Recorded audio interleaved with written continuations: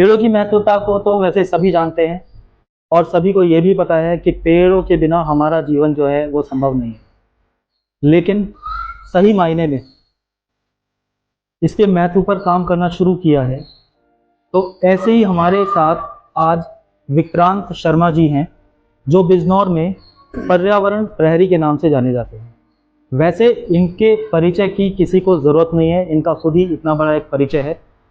तो इस संबंध में आज विक्रांत शर्मा जी से मैं बस यही जानने वाला हूँ कि कहाँ से उन्हें ये प्रेरणा मिली और कैसे वो ये सब कर पाते हैं। तो यहाँ हमारे साथ विक्रांत शर्मा जी हैं। नमस्कार। विक्रांत जी नमस्कार। नमस्कार। कैसे हैं आप? बढ़िया जी, बढ़िया। विक्रांत जी, कहाँ से आपको ये प्रेरणा मिली कि आप सुबह जल्दी उठते हैं और फिर आप अपने शरीर के बारे में भी नहीं सोचते हैं, तो कहाँ से आपको प्रेरणा मिली? ये तो इसे मैं ईश्वरीय प्रेरणा ही बोलूँगा, क्योंकि मन में काफ़ी समय से था कि कुछ पर्यावरण के लिए किया जाए। अध्ययन करते थे तो लगता था कि कुछ होना चाहिए। पानी अब गले तक आ चुका है, समझ में नहीं आता। इसका सबसे बड़ा जो घटक होता है वो पेड़ लगाना होता है पर्यावरण के लिए। विचार आता था पेड़ लगाएं तो कहाँ लगाएं, ये समझ में नहीं आता था। प्रेरणा दिमाग में आ रही थी, भगवान पता नहीं चुन रहा था। मुझे लगता है भगवान शायद चुनता है हर कार्य के लिए। फिर दिमाग में आया कि पहले तो पौधों की व्यवस्था करें, लगाने का बाद में विचार करेंगे। फिर एक दिन निकल लिए, मैं और मेरा बेटा निकल लिए बस किनारे पे, कहीं सड़क के किनारे पे, कहीं पे झाड़ियों के बीच में, कहीं पे नाले के पास में। पौधे पीपल के अधिकतर मिलते थे, कुछ बरगद के मिलते थे, कुछ अन्य मिलते थे। उन्हें उखाड़ के पत्नी ने 2 थैले सिल दिए थे, एक बेटे के पीठ पे रहता था और एक मेरी पीठ पे रहता था। तो हम उसमें लाते थे, बनाते थे। फिर साथ में और लोग आए, अरविंद जी आए, अरविंद चौधरी जी आए, सोती जी आए। धीरे धीरे बस होता गया, सब कारवा बनता चला गया। आप सफर पे निकले और कारवा बनता चला कारवा गया। बनता गया। अच्छा, मैंने सुना है, जहाँ की मुझे आपके बारे में जानकारी है, आप एक जॉब पर भी हैं। हाँ, मैं सरकारी और नौकरी में सरकारी हूँ। जॉब पर भी हैं आप, सरकारी नौकरी में हूँ और उसके अलावा आपका एक अपना परिवार भी है। जी। तो कैसे समय आप निकाल पाते हैं इतना त्याग? मतलब ये त्याग की जो प्रेरणा है आपकी, जिससे मैं नहीं पूरा बिजनौर ही एक तरह से आपसे बहुत ज़्यादा प्रेरित है इस समय, तो वो कैसे आप मैनेज कर पाते हैं? परिवार भी है आपका, आपकी एक जॉब भी है जो गवर्नमेंट जॉब है, उस पर आप समय पर भी जाते हैं, कभी मैंने आपको लेट होते हुए नहीं देखा, और शाम को 6 बजे आप ऑफिस से वापस आते हैं। तो आप अपने लिए क्या, प्रधानमंत्री हमारे मोदी जी हैं, क्या ये प्रेरणा आपकी उनसे तो नहीं है? नहीं, ऐसा नहीं है। जो सच्चाई यह है कि जिस समय हम स्टडी करते थे, कंपटीशन देते थे, तो चूंकि एवरेज माइंड था, तो उस समय लगता था कि ये लोग बहुत तेज हैं, हमारा दिमाग कम है, हम कैसे कंपटीशन करेंगे। तो अगर कोई बच्चा 3 घंटे पढ़ के ज़्यादा हासिल कर लेता था, हमको 6 घंटे पढ़ना था। तो उस समय ये बात समझ में आ गई थी कि हमें जो है अपने इस पढ़ने के लिए टाइम निकालना है। तो रात को 2 बजे तक पढ़ते थे, सुबह को फिर उठ जाते थे लगभग 6 बजे करीब, मतलब 4 घंटे सोते थे। बचपन से रूटीन आपने उस समय ये एक ऐसा रूटीन बनाया था, तो समझ में ये आ गया था कि आपको एक्स्ट्रा करना है तो एक्स्ट्रा टाइम देना पड़ेगा। वो चीज़ यहाँ पर भी काम आई, क्योंकि यहाँ पर हम लगभग सुबह मैं 4:30 बजे उठ जाता हूँ, और दिमाग में यह है कि जिस समय लोग सोते हैं आप उस समय का प्रयोग करो। उस समय आपको कोई भी विघ्न नहीं आने वाला, कोई ये कहने नहीं वाला कि ऑफिस का टाइम आप यहाँ पे दे रहे हैं। ऑफिस के साथ भी इंसाफ करना है, परिवार के साथ भी इंसाफ करना है। तो सुबह को 4:30 से दैनिक क्रिया प्रारंभ होती है, और लगभग 8, 8:30, कभी कभी अगर छुट्टी का दिन है तो 10 बजे तक ये चलती है। नहीं तो आमतौर से 8, 8:30 के बीच हम घर आ जाते हैं। उसके बाद तैयार होकर ऑफिस। ऑफिस का टाइमिंग का पता नहीं, कोई भरोसा नहीं, 7 बजे आए, 6 बजे आए, 8 बजे आए, तो दिन भर वो शेड्यूल बहुत टाइट रहता है। मुझे भी आपका समय बड़ी मुश्किल से मिल पाया है। अच्छा, इसके अलावा मैंने आपको देखा है, पेड़ लगाने की बात तो है ही, जग आपको जानता है पूरा कि आप पर्यावरण प्रहरी हैं। और इसके अलावा जो मैंने आपको देखा है, बैराज साइड पे जो गंगा माता का किनारा है, वहाँ भी आप सफाई करते हुए कई बार देखे गए हैं। इस पर सरकार को विशेष ध्यान देना होगा। नदियाँ मर रही हैं। हम जब छोटे थे तो गंगा जी के किनारे सीपी चला करती थी, आपने ध्यान करा होगा। घोंगे होते थे, और सीप और घोंगे पानी को बहुत शुद्ध करते हैं, क्लोरेट बनाते हैं, शुद्ध करते हैं। आज आपको ना सीप दिखाई देंगे ना घोंगे दिखाई देंगे। उसका कारण है प्लास्टिक के मॉलिक्यूल्स।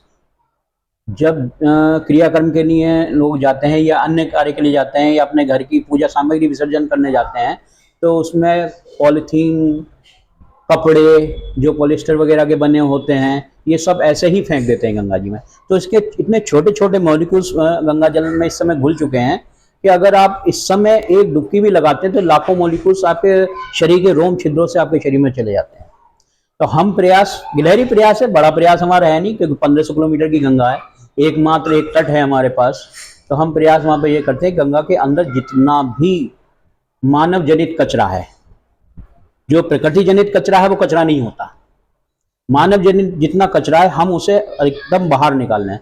तो हर संडे जाते हैं, लगभग 2 से 3 कुंटल कम से कम इतनी प्लास्टिक हमें उसमें मिलती है, वो हम निकाल के बाहर करते हैं, जिससे कुछ तो संभव हो।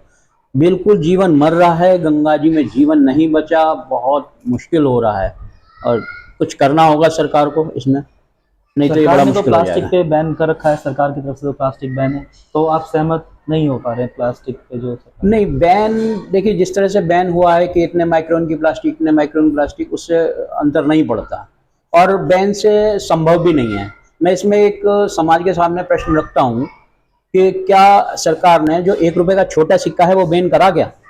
नहीं करा, उसके बाद भी वो मार्केट से गायब है, क्योंकि पब्लिक स्वीकार नहीं करती, समाज इसे स्वीकार नहीं करता। तो फिर आप प्लास्टिक को स्वीकार करना बंद करो ना, आप इसके बिना पहले भी तो जी रहे थे। समाज का भी एक इसमें बड़ा रोल आप अब नहीं, इसमें फैक्ट ये है कि अगर सरकार इसको बैन कर देती है तो बहुत फैक्ट्री बंद हो जाएंगी, बड़े मात्रा में बेरोजगारी फैल जाएगी जी। लेकिन जिस समय समाज को धीरे धीरे स्वीकारना बंद करना शुरू करेगा, तो जैसे जैसे वहां का मार्केट कम होगा जी। तो रोजगार शिफ्ट हो जाएगा, वही रोजगार जो एकदम से बेरोजगार होता वो रोजगार कहीं और को शिफ्ट हो जाएगा। ये बड़ा नुकसान होने वाला है अगर बैन कर देगी सरकार। इसमें काम समाज को ही करना होगा, समाज का भी इसमें कहीं ना कहीं एक समाज को ही करना होगा, सरकार इसमें नहीं कर पाएगी। अभी आपने बताया कि रविवार को आप बैराज के बैराज किनारे पर जाते हैं, घाट पर जाते हैं और सफाई करते हैं। वैसे जो आपके बाकी 6 दिन है वो वर्किंग डेज होते हैं, वर्किंग डेज, तो परिवार को आप समय, बहुत क्या कम। परिवार नाराज नहीं होता आपसे कुछ? नहीं, परिवार नाराज नहीं है, परिवार साथ है। इसमें हमने सिद्धांत बनाया है कि जो भी हमारे साथ पर्यावरण प्रहरी के रूप में जुड़े वो परिवार सहित जुड़े। उसका कारण यह है कि जैसे पति पत्नी एक साथ जुड़ते हैं, एक तो परिवार साथ हो गया, दोनों जब भी संभव हो साथ आओ। दूसरा, उनके जो बच्चे हैं उनको आगे के लिए संस्कार चला गया, क्योंकि जितना संसाधन इस समय पृथ्वी पे बचे हैं उन्हें हम तो उपभोग करके हमारी पीढ़ी तो चली जाएगी, लेकिन आगामी पीढ़ी के लिए बहुत मुश्किल है और मुझे नहीं लगता कि आगे जीवन संभव हो पाएगा। तो उनको संस्कार जाना बहुत जरूरी है। तो जब मैं दूसरे से अपेक्षा कर रहा हूँ परिवार सहित रहे, तो मेरा परिवार साथ है। अच्छा, मैंने जब से आपको देखा है, बहुत शुरुआत में आपकी स्ट्रगल रही है पौधों को लगाने में, क्योंकि अगर आप एक छोटा सा गड्ढा भी खोदेंगे उसमें काफी आपको मेहनत करनी पड़ती है, बहुत और फिर उसमें पानी भी लगाना, और ऐसा नहीं कि आप पेड़ों को छोड़ देते हैं, फिर उनको पालते भी पालना। तो ये सारी चीजें जो आज आपके पास अपना ही बहुत कुछ, जैसे आपने मैंने देखा आपके पास एक टैंक भी है और बाकी सारी चीजें भी हैं, तो ये क्या आप अपने माध्यम से इकट्ठा आपने सारा किया, या परिवार या समाज का इसमें कुछ योगदान आपके लिए रहता है? ये समाज का भी योगदान है, अपना भी है, क्योंकि जब तक हम खुद आहुति नहीं देंगे हम किसी से अपेक्षा कैसे कर सकते हैं। तो जो अन्य पर्यावरण प्रहरीगण हैं वो भी उसमें कुछ ना कुछ अंश देते हैं। इसका मतलब ये हुआ कि आप अब खुद जाग के आप समाज को भी जगाने का काम कर रहे हैं, समाज से भी आप एक आहुति लेते हैं। जैसे समाज अगर समय नहीं दे पा रहा है तो वो एक आहुति इस प्रकार से दे सकता है, तो आप खुद जाग के समाज को भी जगाने का काम आप कर रहे हैं। इसके अलावा आपकी एक टीम भी है, आपने एक अपनी यूनिफॉर्म भी तैयार कर रखी है। बिल्कुल तैयार है। तो कैसे ये यूनिफॉर्म को डिजाइन करना, यूनिफॉर्म का कलर आपका, जो मुझे पता है जहाँ तक कि भगवा कलर आप पहनते हैं, तो ये भगवा कलर का क्या, अगर जैसे हरे रंग को ज्यादा पर्यावरण प्रहरी जो है वो हरे रंग को ज्यादा पसंद करते हैं, तो आपका भगवा रंग से क्या कुछ ज्यादा लगाव? नहीं, लगाव नहीं, इसके दो तीन बातें हैं। एक तो ये उगते सूरज का कलर है, तो जाहिर है जाग रहे हैं, उगते सूरज का कलर है। भगवा त्याग का प्रतिरूप भी है कि हम त्याग करेंगे तभी किसी से त्याग की अपेक्षा कर सकते हैं। ये मेन दो इसके रीज़न है और कोई नहीं। बाकी देखो भगवा, अब हनुमान जी जो है हमारी संस्था के गुरु हैं, तो उनसे बड़ा सेवक नहीं, और वो भी भगवा ही पहनते हैं। इससे और कोई अन्य कारण नहीं। ठीक है। इतनी मेहनत समाज के लिए, और ये भी सभी को पता है कि आज हम पेड़ लगाएंगे तो वो फल अब से कम 15 या 10 साल बाद मिलेगा। तो समाज के लिए इतना सोचना आज के समय में, इतनी शक्ति लगातार कहाँ से प्राप्त आप कर लेते हैं? क्या ऐसा तो नहीं कि हनुमान जी का ही कोई एक ऐसा अंश आपके अंदर हो जो आपको ये प्रेरणा देता हो कि समाज के लिए हमें कुछ काम करना है और अपने जीवन को बिल्कुल सबसे पीछे रख के चलना है?